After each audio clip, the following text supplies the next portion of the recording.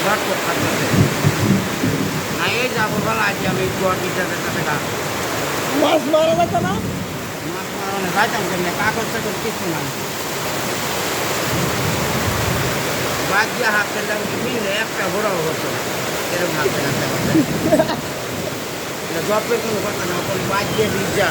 বীজা বাদ যেতাম না বাদ দিয়ে খালি হাফ প্যান্টটা বিনতে জাল টাকান দিলাম একটা ঘোরাও হতো নাস্তা হাফ প্যান্ট